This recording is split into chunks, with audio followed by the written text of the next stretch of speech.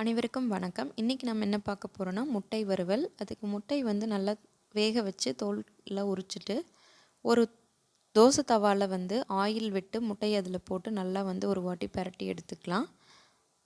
இது வந்து நல்ல ஒரு சப்பாத்தி, தோசை, இட்லி இது மாதிரி ஐட்டத்துக்கு, புலாவ் ரைஸுக்கு இதுக்கெல்லாம் ஒரு நல்ல காம்பினேஷன்.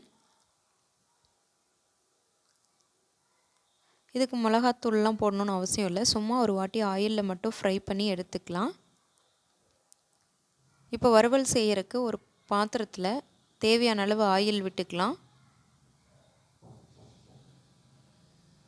ஆயில் நல்லா ஹீட் ஆனதும் அதில் கடுகு, கடலைப்பருப்பு ஆட் பண்ணி கடுகு நல்லா பொரிஞ்சதும் பெரிய வெங்காயம் சேர்த்துக்கலாம். சின்ன சின்னதாக கட் பண்ணி ஆட் பண்ணியிருக்கேன். அது கூடயே கருவேப்பிலையில் ஒரு கொத்து ஆட் பண்ணி நல்லா வந்து வெங்காயம் வந்து நல்லா வந்து வெந்து வரணும். இது கூடயே 2 பச்சை மிளகாய் ஆட் பண்ணிக்கலாம். வெங்காயம் நல்லா வந்து வணங்கினாதான் வந்து நம்மளுக்கு கிரேவி நல்லா திக்காக கிடைக்கும்.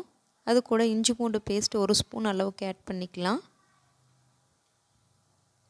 இப்போது ஒரு பெரிய தக்காளி வந்து ஒரு தக்காளியை நல்லா சின்னதாக கட் பண்ணி ஆட் பண்ணிக்கலாம். வெங்காயம் தக்காளி நல்லா வந்து வதங்கி வரணும். அதுக்கு வந்து நம்ம உப்பு சேர்த்துக்கலாம். உப்பு முன்னாடியே சேர்த்துட்டோம் அப்படின்னா தக்காளி சீக்கிரமாக வெந்துடும்.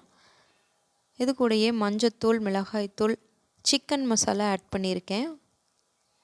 இது கொஞ்சம் ஃப்ளேவராக நல்லாயிருக்கும்.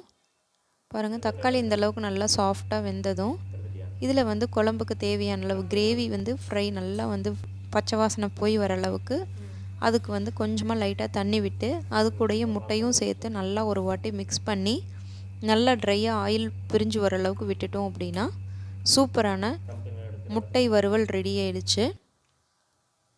இப்போ கடைசியாக வந்து ஒரு கொத்தமல்லி இலை வந்து தூவி அழகாக வந்து ஸ்டவ் ஆஃப் பண்ணிட்டோம் அப்படின்னா முட்டை ஃப்ரை வந்து ரொம்ப டேஸ்ட்டாக ரெடி ஆயிடுச்சு. இந்த வீடியோ உங்களுக்கு பிடிச்சிருந்தால் மறக்காமல் ஒரு லைக்கும் சப்ஸ்கிரைபும் பண்ணிவிடுங்க. தேங்க்யூ.